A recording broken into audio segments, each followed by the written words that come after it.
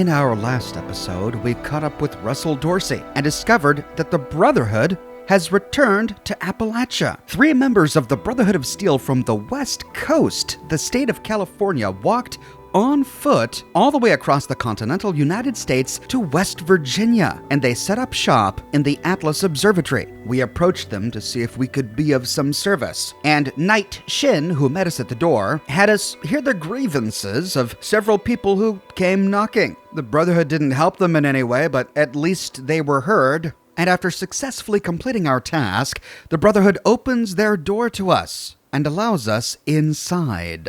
We need to head inside and meet up with Scribe Valdez to see what we can do to help her. We see that the Brotherhood has really moved in and made it their own. The murderous robots are gone, of course, and we can start by exploring this bottom floor to see what other changes we find. Moving clockwise, we open a door by a Nuka-Cola machine to find the Brotherhood Barracks. They're well organized, neat and tidy. Even the construction helmets are stacked neatly in the lockers. On a bench near one of the bunk beds, we find a holotape, Knight Connor's report.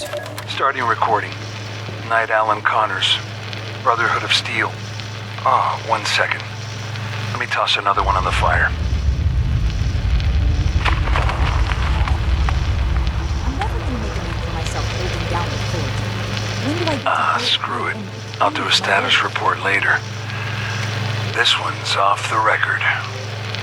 Odessa, Daniel, I'm about halfway through the night shift. It's gotten me thinking. I know it's been tough on you two. Neither of you are quite the grizzled old-timers that Layla and I are. I just want you both to know how proud I am. Not just to see you rise to the challenge, but to see you do it with such vigor and determination. For every bit of trouble this trip has been, it's only just started. But I hope you can enjoy calm nights like these and take a moment to relax. Look, each of us have our reasons for being here, including Layla. You may not always see eye to eye, but know that she cares deeply for both of you. And Daniel, I know you probably feel she cares too much, but that's just her way. Leading from the heart has always worked out for her in the past. Trust me, man. I've been through the thick of it with her. In this journey ahead, we're going to need to rely on each other with unwavering support. The toughest trials have yet to come. But remember, we're more than a brotherhood now. We're family.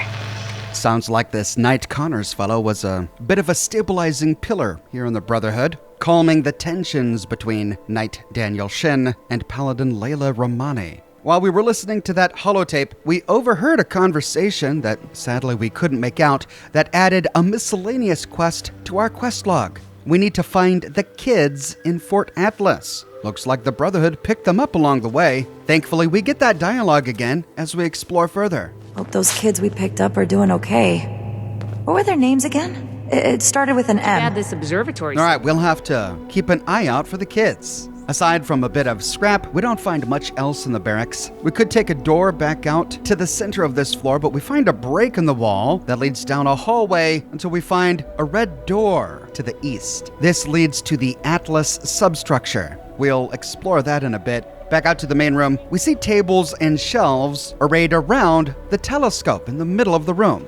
These are covered in trays and coffee cups. To the left, we find another room with an armor bench inside. Here we find a few more workstations. This appears to be the Armory. The Brotherhood has a full suit of power armor and other weapons in a gated-off area behind Knight Shin. Perhaps now that we are inside, he has more to say to us. I trust it wasn't a mistake to let you back here. Did somebody direct you to me? If so, I need to have a talk with them. Can I ask you more about the Brotherhood? Make it quick, please. What is the Brotherhood's mission? To procure and preserve dangerous technologies from before the war, and defend humanity from itself. Since the world went to pieces, anyone and everyone has been using what they can find in the wasteland to their own ends, unrestricted. If things continue like this, humanity will never make it. Why did the Brotherhood come here? The first expeditionary force was tasked with investigating several valued technological sites across the U.S., concluding at the Atles Observatory. From here, we would report back on the fate of the preceding Appalachian chapter, carrying on the Brotherhood's mission in their stead if need be. Or we would have done that report if we still had a working long-distance transmitter. We have raiders to thank for that one. If we've completed the primary plot and we found the previous Brotherhood that was here, we find an option to say, I've been to Fort Defiance. The Brotherhood there was wiped out by Scorched. That lines up with our discovery so far. Truly an abominable threat, the Scorched. I will refrain from asking why you were snooping around a Brotherhood facility. I will warn you not to do it again. This guy. Or if we haven't met them yet, we can say, what happened to the original Appalachian chapter? They are considered MIA until further investigation. Last stationed at Fort Defiance. We lost contact with them some time ago. At the time, Lost Hills didn't have the resources for a cross-country expedition. What's important now is that we will carry on the Brotherhood mission in their place. What sort of technology did you find on the way here? That information is classified. Surely there must be a way to get another transmitter. There is, and my interpretation of our orders is that acquiring it should be our #1 priority. Paladin Romani thinks otherwise. She has reevaluated the situation based on her own judgment. I'm following her orders. So what do you do here? As you can see, I'm in charge of the Armory. I maintain and manage all of our equipment. I keep records of our stockpiles, distribute rations, and acquire resources as needed. Since we only have one Paladin here, I also lead various combat operations and support Paladin Romani in any ways necessary. To be clear, my duties do not include human resources. I'd like to know more about you personally. Does this look like a social club to you? I have my duties to attend to. I would hope that you have yours. There's more to life than duty. It sounds to me like you haven't decided your purpose in this world. I have, and it doesn't involve making friends with everyone. You're right. Forgive me for getting distracted. Distraction is human. Discipline is the learned solution. That's all I wanted to talk about. Ad Victorium. Looks like this Night Shin is a tough nut to crack. Maybe if we make ourselves useful, he'll be willing to open up more later. The Armory is really our go-to place here in Fort Atles. We find a tinkerer's workbench, a stash box, an armor workbench, and more. In the back of this room, against the eastern wall, we find a door that leads to a staircase leading down and up. Now, to avoid getting turned around, let's finish exploring this first floor before going down or up. Out of the Armory, we arrive back at the telescope. More scrap on all of these tables, but aside from a few staircases leading up, we don't find any other rooms. The only other person we find down here is standing next to the Armory. Here we find Initiate Ramirez. Ad Victorium. Did you need something? Tell me about you. Not much to say, really. I was born after the bombs fell, so this world is all I've ever known. My parents and I came to Foundation to start a new, more secure life. I lived there until the Brotherhood of Steel came. Why did you join the Brotherhood? I believe in a better future. And I believe that the Brotherhood of Steel has the power to create that future. We could let this war destroy us, or we could use it as an opportunity to rebuild a more compassionate world. What was it like growing up in the wasteland? Hard. You learn to appreciate and hold the ones that you love close. Everything out there is trying to kill you, and you don't know when your time is going to be up. I still hold hope for the future, though. All right, well, I've got to go. See you around. With this ground floor explored, we can head back into the Armory and take the staircase down to the basement. Here we find scrap in the lockers and a door that leads to what appears to be a rec room. Here is a young boy named Maximo Leone. Do you want to play the Armory's board game with me? Can you tell me more about you? Oh, well, my name is Maximo. You can call me Max, though, for short. My big sister Marcia and I live here now with the Brotherhood. Isn't that cool? Why do you live with the Brotherhood of Steel? Well, the town we lived in got attacked by raiders and our mother was killed. But luckily, the Brotherhood of Steel was there and they saved us. Since we didn't really have anyone anymore, Paladin Romani had us come along with them. I can't wait to become a member and fight off bad guys like they do. I'll make sure no one ever has to die again. What's so great about the Brotherhood? They're heroes! The Brotherhood is gonna save humanity and help make the world a better place. They saved my sister and me and a bunch of other people along the way. Plus, the power armor they get to wear is so cool! Do you like living in Fort Atles? Oh yeah! It's a lot of fun living in the Brotherhood of Steel base. I kinda wish there were more kids my age to play with, but it's okay. The less distractions from my training, the better. I'm gonna become the best Brotherhood of Steel member that Paladin Romani has ever seen. Let's talk more about the Brotherhood of Steel members. Sure, I'd be happy to talk about them. I mean, they're my heroes. What do you think about Paladin Romani? She's the leader of the Brotherhood, and I'm gonna try my best to impress her so that she makes me an initiate one day. It was Paladin Romani's idea to let us stay here with them, and I'm so happy that she did. Wouldn't you rather be in Foundation? No way! I can't get the proper training I need to become a Brotherhood of Steel Knight there. I need the best combat training there is, and that's here. Speaking of, I wonder if Knight Shin is busy right now. Do you think she's a good leader? Oh, absolutely! She cares a lot about saving people and stopping bad guys. She's a real-life hero. How do you feel about Knight Shin? Knight Shin is super cool. Have you seen his power armor? He doesn't really talk to me much, but I think it's just because he's super busy doing Brotherhood stuff and fighting bad guys. Plus, he's usually hanging out by the weapons, and I'm not allowed to go near there. I think we're gonna be best friends one day, though. I bet Knight Shin would love it if you asked him a ton of questions. You think? I want to know all about the Brotherhood of Steel. Don't you think Knight Shin is a jerk? What? No, he's just busy. Saving the world is hard work. Someone in the Brotherhood can't be a jerk. They're literally the good guys. What are your feelings on Scribe Valdez? Odessa is the best. She's super smart and is always saying stuff that I don't really understand, but I'm gonna study really hard. And sometimes when the others aren't around, we play hide and seek around the fort. Do you want to be a scribe? Nah, I want to be a knight like Shin so I can wear power armor and use cool weapons. If I was to be a scribe, though, I would want to be just like Odessa. Why do you call her Odessa instead of Scribe Valdez? She told me I could because we're friends. Just like how you can call me Max instead of Maximo. Although, when I'm a knight, I would prefer if you called me Knight Max.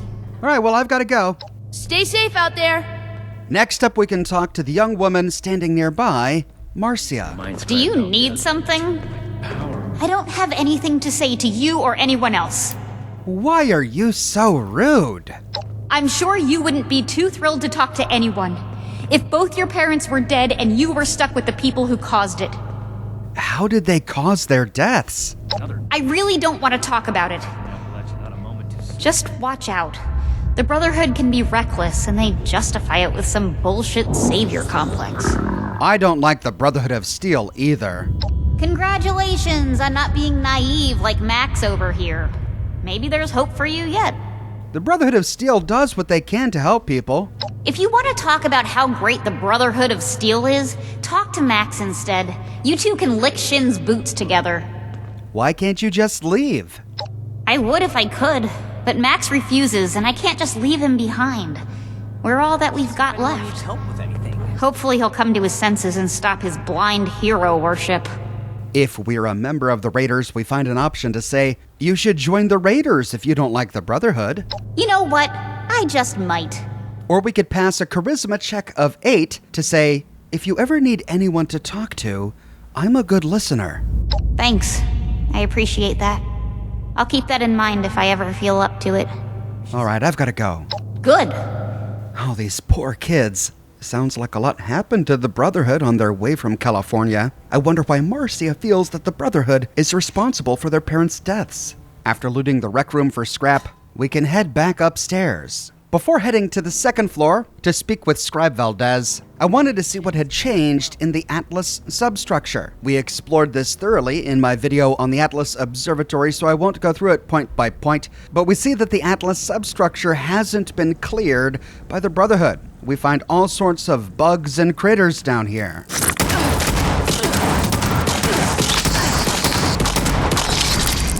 After clearing the critters, we do find much of the same lore that was here in Atles Observatory before the Brotherhood took it over. But while exploring, I inadvertently triggered Atles security.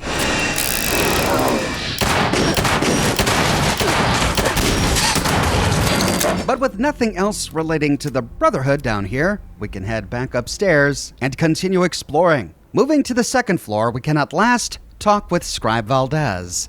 Shouldn't you be waiting in the entryway? Hello, civilian. I don't mean to be rude, but what exactly are you doing up here? I helped out that Shin guy. He said to talk to you about getting in on this Brotherhood action. Did he now? Knowing Knight Shin, I'm guessing that's not exactly how it went down. But if you're a prospective initiate, then I guess we're both in luck. Paladin Romani makes the call on new recruits, but the Knight and I have some influence. It just so happens I'm in need of someone to help me out on a little mission. If you're interested, I can bring you along and put you to work. Do a good job, and I'll send a recommendation your way. How about it? What is this mission exactly? Our new base is littered with old technology, but there's something in particular I want to investigate. It's down in the bowels of this place, a part of Atlas that we've cornered off. I'm not keen on going alone, so I'd like some backup. You better not go back on your word if I decide to help you out. Well, aren't you the trusting one? I'm Brotherhood. I'll keep my promise. No need to worry about that. Deal. Glad we can come to an agreement. Any questions before we start? I have a few questions. All right. Fire away. Is this kind of thing normal for a scribe? Ideally, yes, actually. In practice, not at all. We're supposed to be the lore keepers, preserving old technology for the betterment of today. Fort Defiance. Instead, I spend all my time soldering wires on busted comms equipment or tightening screws on tracking scanners. This investigation will be a breath of fresh air. It's what being a scribe should be about. You don't like repairing things all day. I thought everyone did. Can I do it? Yes. But it's not my life's calling. Believe it or not, I didn't choose to be a scribe.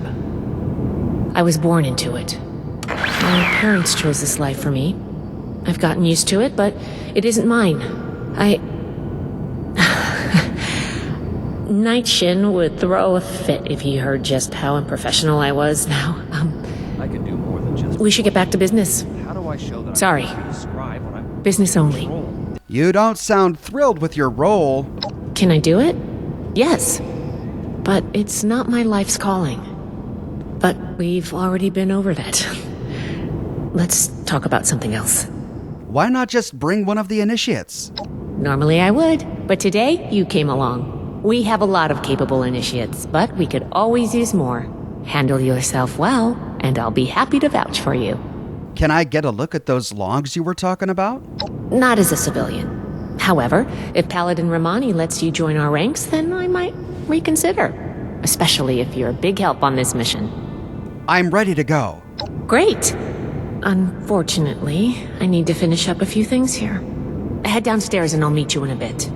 Oh, okay, well, looks like I kind of got a bit ahead of myself earlier. Our mission is to meet Valdez in the Atles substructure. On the other side of the door, we find her walking down the stairs. When she gets in position, we can talk with her. Good, you're here. So, how do you feel about reading comprehension? I was hoping to start out by sweeping the area for documentation left behind from before the war. We could pass an intelligence check of 4 to say, reading the schematic is a good first step in the problem-solving process. Are you trying to get on my good side? Because that's how you get on my good side. Or if we can't, we can say, reading paperwork, yuck! It's a necessary step. The files from upstairs led us here, but this area is relatively unexplored. The scientists could have recorded information that we need to know before we start examining the machine itself. But enough about that. I'd like to get started. Let's head downstairs and see what we can turn up. With that, we follow her downstairs. But since I came down here on my own earlier, we find all the bugs dead.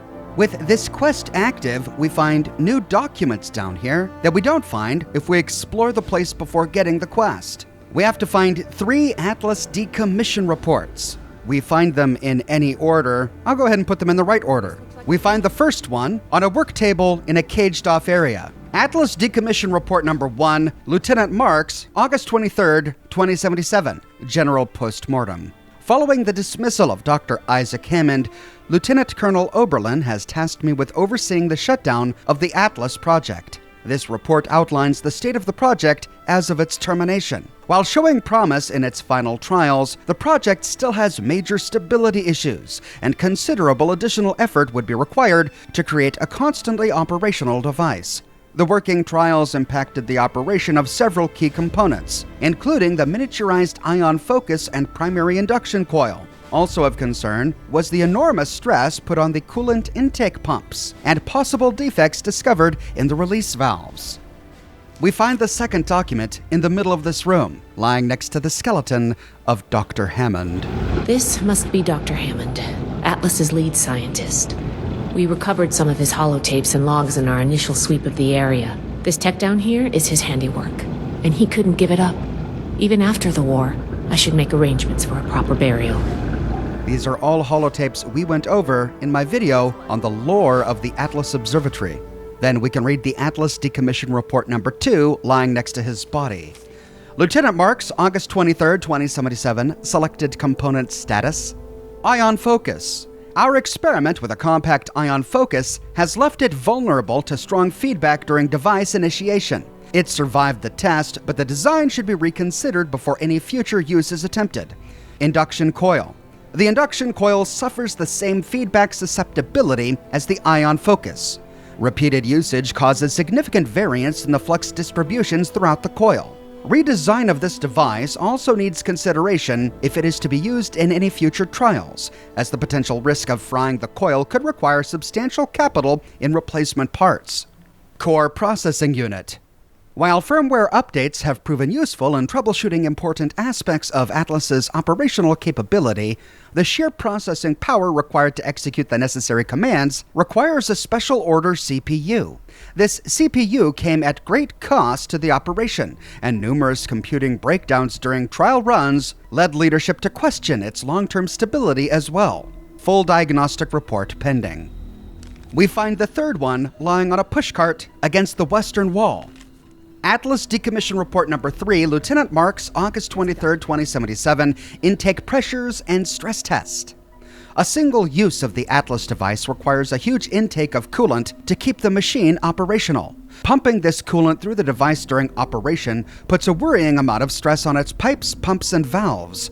Repeated usage testing has revealed signs of cracks and breakage throughout. Furthermore, the hasty construction of the machine has led to structural flaws that could lead to high-pressure buildup in the intake points, which could have destructive results if not addressed. These flaws could have been averted with careful design protocols, but the pressures of the war overrode these concerns. I would be remiss not to recommend an excess of caution when proceeding with future projects. After reading all 3 reports, Scribe Valdez takes us aside. I think this is good. Let's talk for a sec. That should be enough to start. Let me take a look. Atlas Decommission Report. So the project was in bad shape after all? I knew it sounded too good to be true. Fascinating. Wow. This is some seriously classified stuff that I just let you read, isn't it? I wasn't supposed to show you any of this. We could say, if all scribes are this dumb, I'm not sure I want in the Brotherhood at all. Hey, I made a mistake. But don't put that on the whole organization. Or we could pass a charisma check of 8 to say, now that you've let this much slip, you may as well give me a full explanation. I guess you're right. There's only so much I can tell you, but I'll share what I feel is relevant. Atlas wasn't exactly an observatory before the war. That was just a front. The military conducted research here. Pretty advanced research. We're down here to investigate and see what's worth salvaging for the Brotherhood. What she isn't telling us, and what we discovered by exploring the place on our own in my lore video, is that Project Atlas was a military weapon to try to control the weather, to use weather as a weapon against the enemy. You should have told me we were looting a military base. Now I'm even more on board.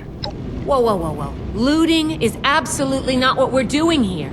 Everything of worth that we remove from this substructure is going with me, up to my lab to be cataloged and analyzed.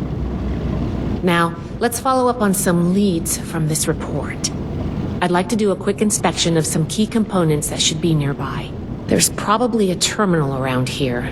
If it's still running, we can do a diagnostics test.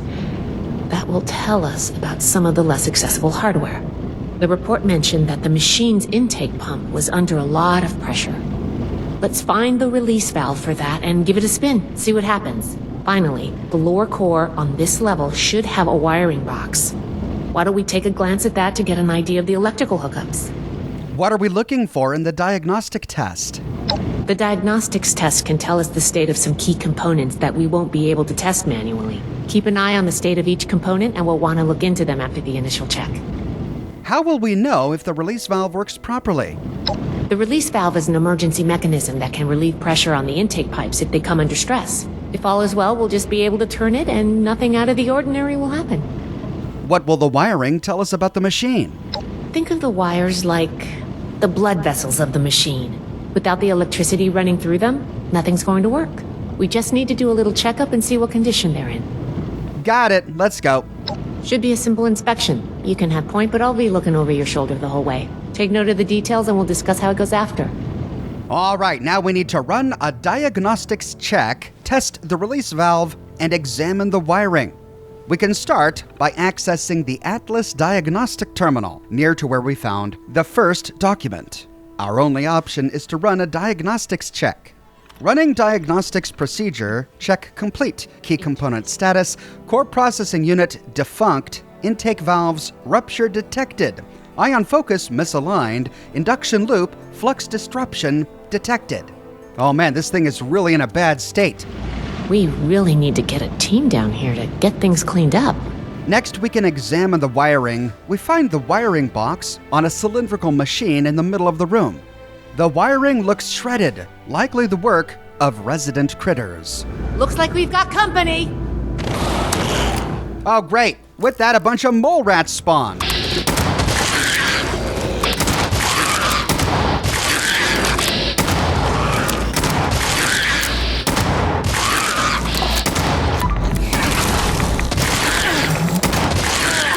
Finally, we can test the release valve. We find the big yellow release valve on a pipe next to the southwestern catwalk.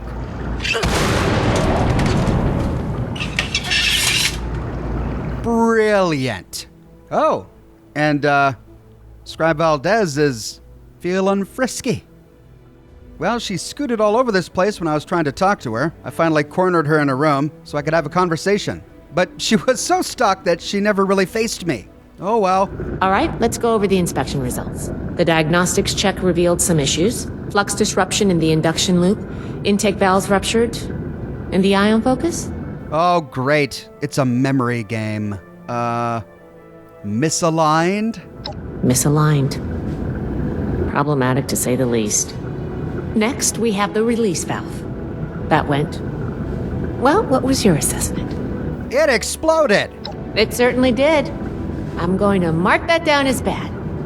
Last but not least, the wiring. The wires were... We could say, totally illuminized, completely platinum glazed. I don't even know what that's supposed to mean. All right. Well, sorry to spring the quiz on you. I can tell you weren't prepared, but you'll need to think on the fly if you want to beat Brotherhood. Or we could choose the correct answer and say, completely chewed through. Mole rats are the prime suspect. Yep. I think the warm reception they gave us also points to that. Okay, well, sorry about the pop quiz. But in general, you're handling yourself well, so far. Some discussion. You already knew what answers you wanted. A fair point. We have a saying among the scribes. Through discourse, we gain strength. This wasn't discourse. It was a test. I can't blame you for being upset. I wanted to see if you would pay attention. And I have my answer now. Sorry if I angered you. I wasn't expecting a test. Nobody does, outside of a classroom. That's why I love to evaluate new prospects this way. If I'm going to recommend you to Paladin Romani, I need to know you're serious. Can you pay attention? Think on your feet? If you can, you are in my favor. If you can't, then, well, maybe I reconsider my recommendation. Ooh. I'm worried about what our inspection turned up. There are a few parts I'd like to extract and examine in my lab. There's the pressure gauge, the core processor, and the ion focus. They should be upstairs. There's a lot I can learn from examining them if we can pull them out and get them back to my lab in decent condition. I want to take some notes on the core up there, so I'm going to leave the parts removal to you. Each extraction will be A little different, but in general, you'll want to use a light touch. I want the components in good condition, so please be careful. Any questions, or are you ready to get started? Why the pressure gauge? You saw what happened when we tested the release valve. I want to examine the stress on the gauge. That could tell us if all that built-up pressure was normal or an anomaly. Oh, and you may have to pry it off, but be careful about it when the time comes. Tell me more about the core processor unit. The brain of the machine. It's the component that coordinates all of the others. It should be slotted into a terminal somewhere. May take a little technical know-how to extract, but nothing you can't handle, I'm sure. What do I need to know about the ion focus? A very important and technical component. It helps force particles into a beam that the machine could fire to affect the weather. Somehow. Could take a bit of manual dexterity to pry loose without any damage. I'm good to go. I'm counting on you. Let's see what you can do. With that, Scribe Valdez scoots down the stairs. We can follow her up the northern staircase and into the chamber with the ion focus. The ion focus sits in the middle of the room, and getting close, we can activate it. Inside its container, a miniaturized ion focus sits nestled in a bundle of tubes and wires, many of which are attached. How will you go about extracting it? Now, we could cut the tubes and wires off and pry the device out. Extraction go okay? Because it doesn't sound like it. But that's the wrong option. Alternatively, we could tear the connections away with our hands and wrench the device out, gently unhook each tube and wire from the device and lift it out. But the preferable option is to pass an agility check of 8 to unhook each tube and wire from its source and lift everything out together. And with that, we get an ion focus. Next, we can climb the stairs to the catwalk above. In the western room, we find the pressure gauge. Inside its container, a pressure gauge is attached with rusted screws. How will you go about extracting it? Now, we could blast the screws off with our weapon and pull the gauge out. I wonder if I would trust you with this. Oh, Valdez, your trust is totally not misplaced. Alternatively, we could yank the gauge out without removing the rust, oil the screws to remove the rust and lift the gauge out, or preferably pass a strength check of 4 to unscrew the screws through the rust and remove the gauge. Pressure gauge added. And with that, we get an intact pressure gauge. Finally, we can move out of this room, head south down the catwalk, and enter the next room to the right. Here, in an office, we find the Atles Central Processing Terminal. Here we find 3 options. Before heading to CPU management, we can read Power Status, Power Diagnostic Tool. Atles system power is operational. Power output is 150% above expected levels and 350% above required levels. Output efficiency is 25% due to undiagnosed pathway failures. Recommend thorough examination and repair of conduit pathways to restore suitable level of output efficiency.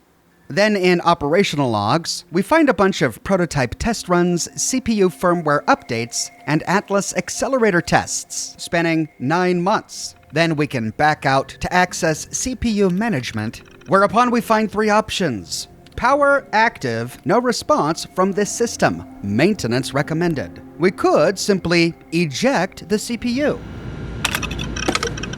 Oh, I thought of one. And with that, we get a damaged CPU added to our inventory. Alternatively, we could emergency eject the CPU, or more safely, power down and then eject the CPU. Can you pick up the induction coil up there on the machine card? With that, we get an undamaged hard drive added to the inventory. Now that we have all of the parts, we can head back into the middle of the room and climb the scaffolding to access the induction coil. Inside the container is an induction coil with 2 thick wires attached, one red, one blue. A low hum and the sound of static surrounds the device, and the wires crackle. How will you go about extracting it? Now, we could cut the red wire. A little shock won't hurt anything.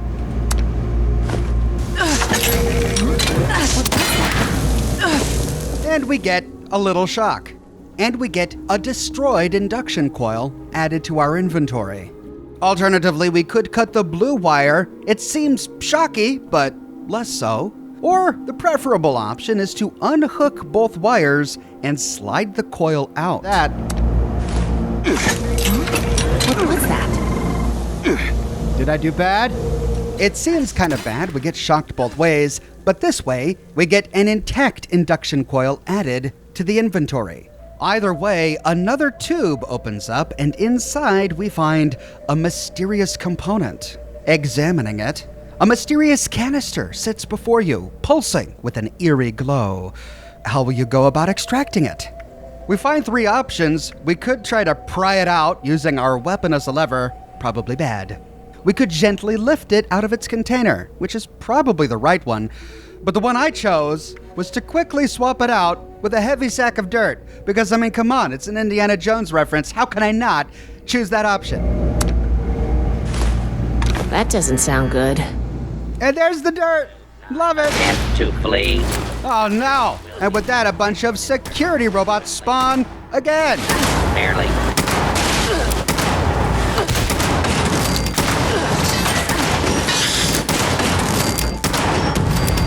With the robots dead, we can check in with Scribe Valdez. Whew.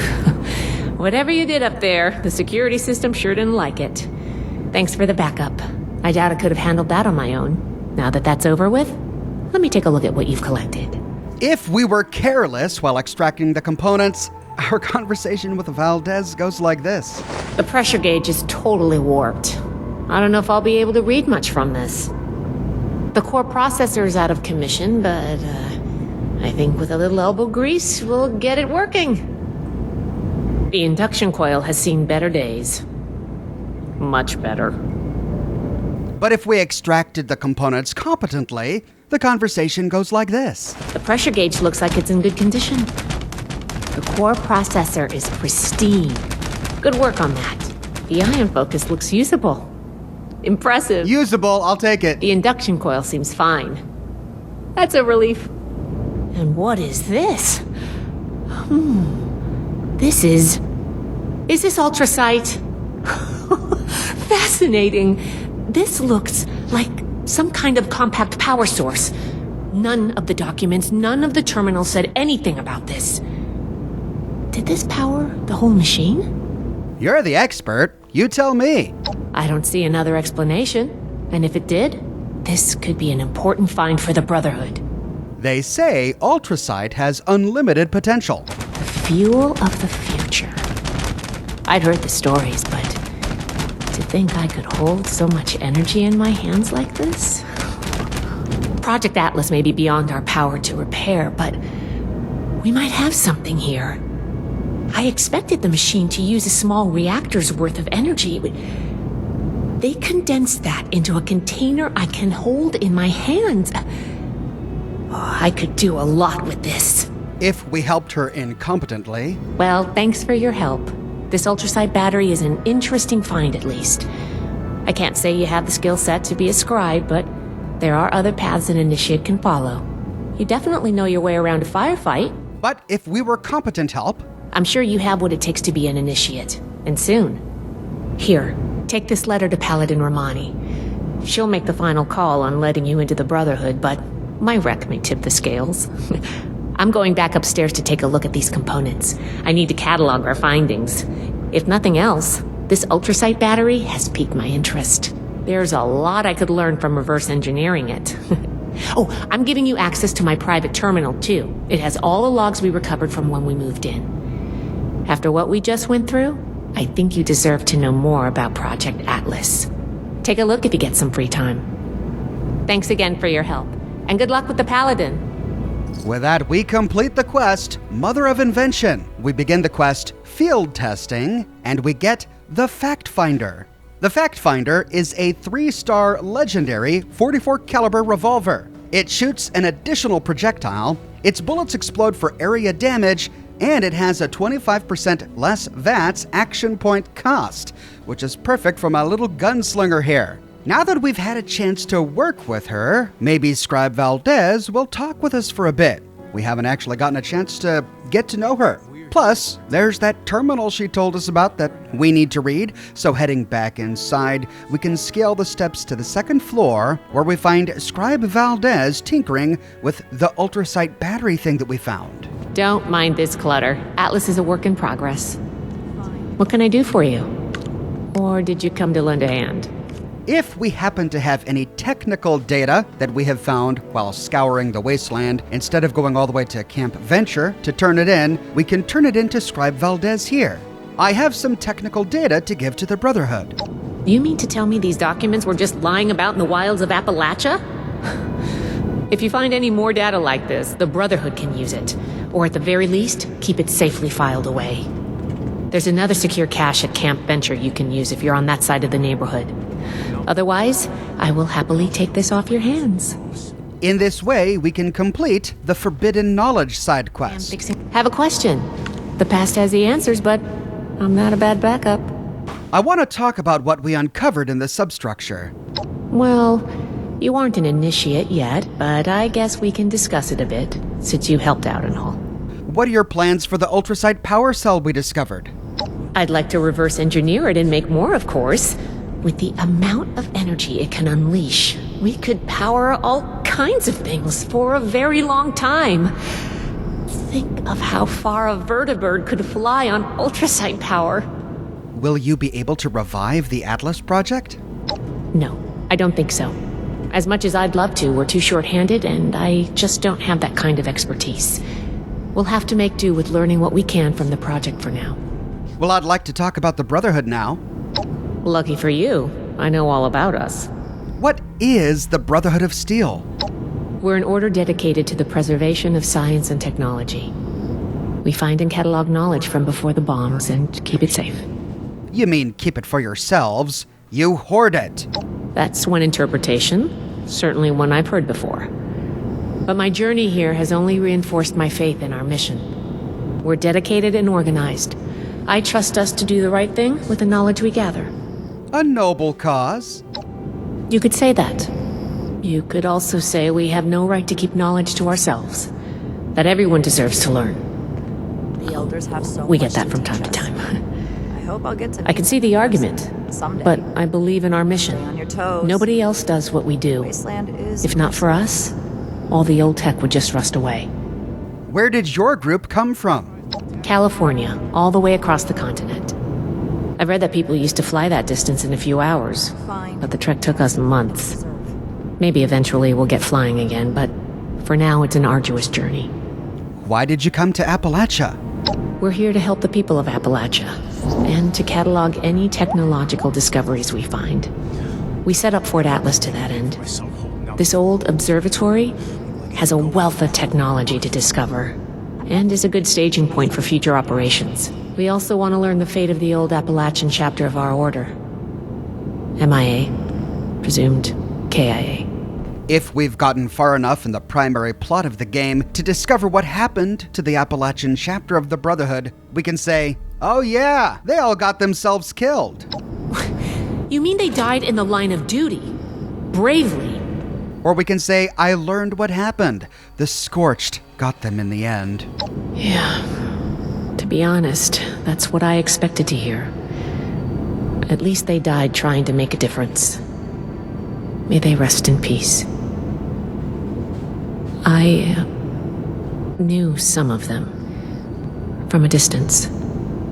But it's better if we don't get into that now.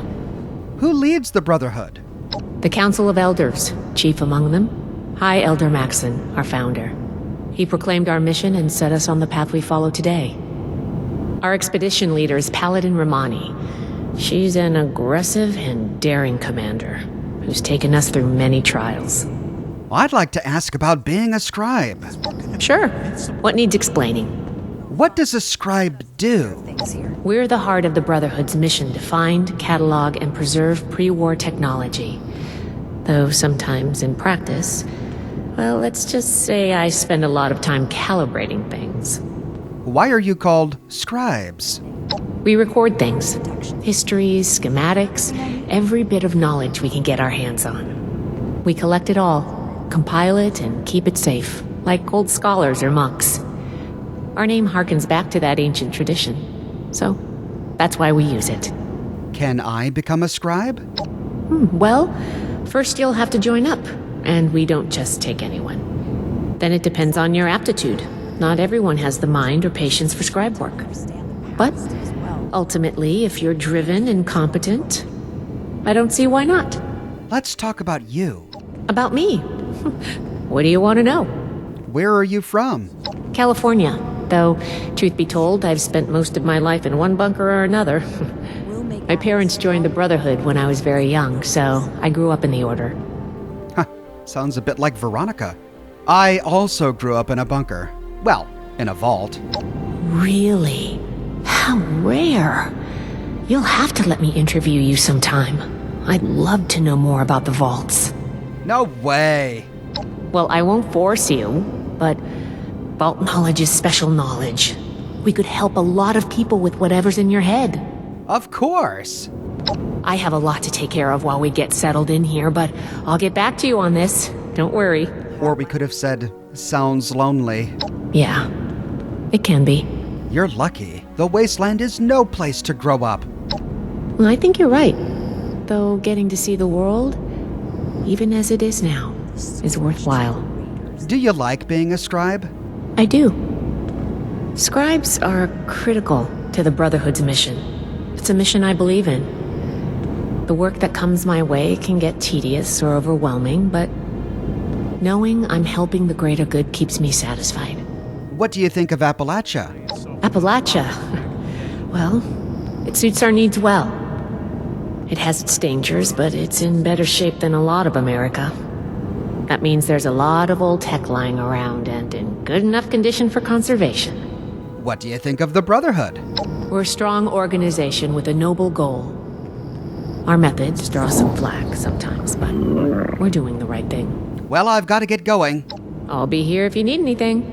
As she told us in the Substructure, the Brotherhood has collected and assembled all of the holotapes related to the pre-war lore of the Atles Observatory and placed them here on Scribe Valdez's desk. At any time, we can listen to these Atlas research logs, but since we went over them in my video on the Atlas project, I'll skip them here. Now that we've completed her quest, we have the password to access her terminal. Inside, we find the Atlas Observatory archives. Looks like all of the terminal entries that were here in the observatory before the Brotherhood arrived are archived here on Valdez's terminal. But again, we read these all in my lore video.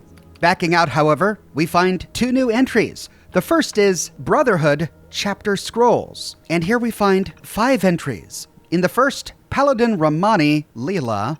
Rank Paladin, name Leela Romani, former U.S. National Guard. Paladin Romani is a bold leader who cares for the people. She is renowned for decisive action and inventive tactics. Though sometimes criticized by leadership as reckless, no one can deny her record of success. This and her approachability have made her very popular among the rank and file. After outstanding service to the Brotherhood, her requests for an Appalachian expedition were granted by the Council of Elders, and she was given command. So it looks like the Brotherhood is only here because Leela Romani petitioned for it. I wonder why she cared so much about reconnecting with Elizabeth Taggarty. And the next one, Knight Shin Daniel. Rank Knight, name Daniel Shin. Driven and dedicated, Knight Shin is a model member of the Brotherhood of Steel. While his focus and commitment is sometimes off-putting to other members, especially new recruits, it has earned him the respect of Brotherhood leadership. His actions have drawn praise from the Council of Elders and even Elder Maxon himself. Knight Shin was recruited from the Mojave Wasteland, where his valor caught the eye of Knight Connors, who brought him into the fold. Oh, so the man whose voice we heard on the holotape that we listened to at the beginning of the episode is the guy who recruited Knight Shin. And Shin came from the Mojave Wasteland. Interesting that it was called the Mojave Wasteland this early in the Fallout timeline. Next, Knight Connors Allen. Rank Knight, name Alan Connors. Former U.S. National Guard as a subordinate of Paladin Romani. Known for his wise counsel, he followed the Paladin into service in the Brotherhood. A noted peacekeeper and negotiator, Knight Connors was a valued member of the Brotherhood as a whole and the Appalachian expedition in particular. He had a calming presence and was skilled in diffusing disputes. Killed in action, valorously protecting Knight Shin and others from raider attack.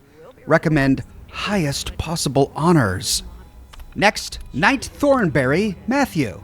Rank Knight, name Matthew Thornberry. Knight Thornberry is an exemplar of courage, whose selfless actions early in this expedition saved friendly lives and salvaged valuable technology. He personally rescued captured Brotherhood members from torture at the hands of hostile raiders in the Sierra Nevada, and furthermore recovered many fusion cores and energy weapons from the enemy. Paladin Romani charged Knight Thornberry with escorting the rescued members back home and seeing to their recovery, a task he eagerly accepted.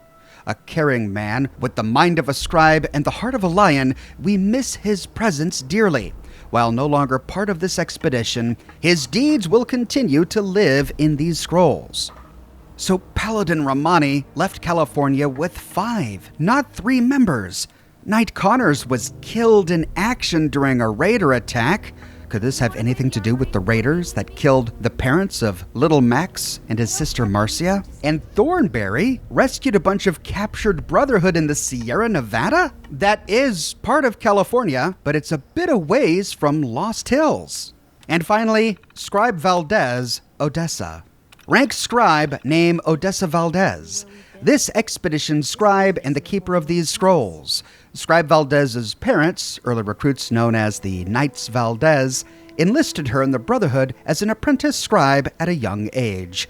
Under the tutelage of Scribe Haley Takano, whom we remember from the primary plot of Fallout 76, she learned to perform her role satisfactorily, taking a special interest in the operation of vertibirds and other flying machines.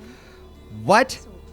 How did the Californian chapter of the Brotherhood understand the operation of vertibirds this early in the timeline? They don't get the blueprints from the Enclave until the time of Fallout 2. Were they just looking up pre-war schematics? If they had this information about vertibirds now, why did they even need the blueprints during Fallout 2? Alright, whatever. Scribe Valdez volunteered for this expedition in place of Scribe Takano, who was unable to join due to health and other concerns. Oh no. Scribe Takano is in poor health? Backing out of chapter scrolls, we can move down to Scribe Valdez personal logs. We find 2 entries in the first Appalachia. After so many months, we're finally here. We came expecting the worst, the scorched plague, utter desolation. I remember sitting by Scribe Takano as we listened to each new communication from Paladin Taggarty's chapter. Every attempt to fight the Scorched brought failure and loss. Paladin Taggarty, as strong as she was, sounded more desperate every time we heard her. I grew to understand why my parents insisted I stay a scribe. I couldn't help but be thankful I was safe in my bunker and not out fighting that.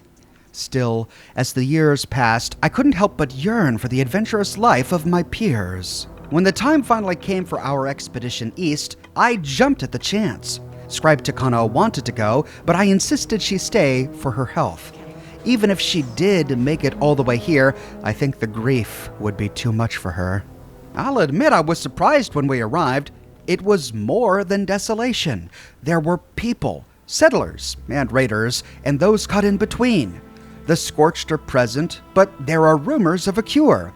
Some vault dwellers, America's best and brightest, concocted an inoculation and spread it among the people here. I'm skeptical, of course. After all the horror I heard on that radio, how could I not be? But I can't deny that Appalachians have found a way to survive. We came here for knowledge. Maybe that starts with learning from them. And finally, we can read Atles Observatory. We've set up base in the old Atles Observatory. Fort Atlas, we've named it. I like the name. It sounds strong. This place was always on our list of targets. We know it's not just here for stargazing. The old regime was building something here, and we need to find out what.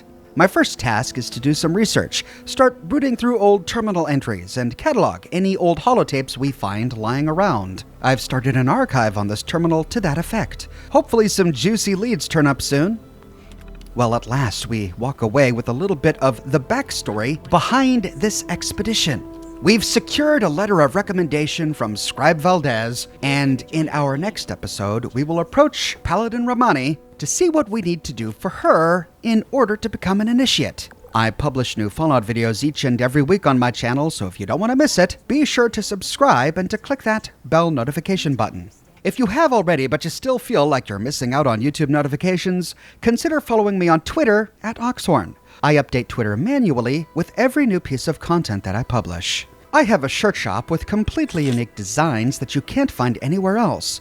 My designs come on shirts in a variety of men's, women's, and children's sizes and in a wide array of colors. You can find them on other products as well, like smartphone cases, pillows, posters, mugs, stickers, prints, etc. So if interested, you can find a link to my shop in the description below, or you can click here. If you like what I do and you want to support me in a more personal way, consider becoming a patron on Patreon or a member here on YouTube.